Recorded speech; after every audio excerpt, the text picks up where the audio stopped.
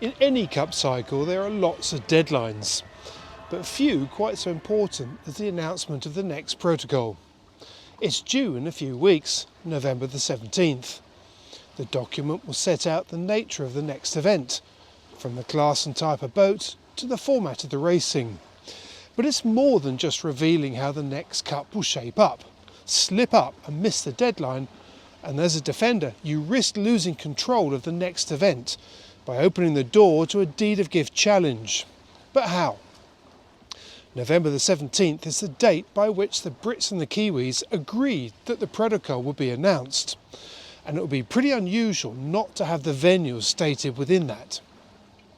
It could put the challengers, Ineos Britannia and the Royal Yacht Squadron, at a disadvantage. Clearly, not knowing where the next Cup will be has a big bearing on the design of the boat. But the Kiwis can't play for time on this one, because if they miss the deadline, the challengers could say, OK, we've had enough. You've missed 2 deadlines, so we want to revert to the original dates as set out in our original challenge. And those dates would be September 2022 with the races in the Northern Hemisphere, and January 2023 if it was in the Southern Hemisphere. Yes, in other words, an America's Cup could happen as early as next year for a deed of gift match. I wouldn't imagine either side wants this, and I suspect it's unlikely to happen, so little surprise that there's plenty of attention focused on this one. And there's plenty more going on behind the scenes. Apparently, it sounds like the Commodore of the New York Yacht Club has been replaced, a casualty of the Cup discussions. The club had recently announced that it had paused its Cup involvement for the next cycle. I wonder if they'll now be back. I wonder too if American Magic will return as their representatives. Until recently, it was the controversial Stars and Stripes campaign that carried the New York flag.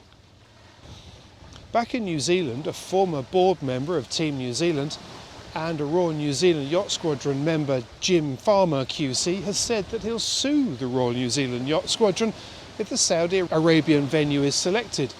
And by all accounts, he means it. But not all the news is about the venue. The announcement that Nathan Outridge is joining Emirates Team New Zealand took plenty by surprise. He's a catch for the Kiwis, that's for sure. But with Peter Burling still wearing a Team New Zealand shirt, why would they want Outridge? He lives in Auckland, so maybe he's convenient. Or maybe it's just so the Kiwis could make sure that such a talented sailor didn't end up with the British. Or perhaps even the Swiss, if such a team exists. But I can't believe that Outridge would accept a role that was sitting on the reserve bench. So do the Kiwis think that they need a second helmsman to drive the Italian style on the other side of the boat? Or perhaps signing Outridge will help the Kiwi management put pressure on Burling when it comes to signing a new contract. Maybe it's all of the above. And perhaps, given the consistent difference in performance between Outridge and Burling in SailGP, the Kiwi bosses might think it's time for a change. Right now it's impossible to know why the talented Australian sailor has been lured into the Kiwi camp. But that won't stop the rumour mill from gathering momentum.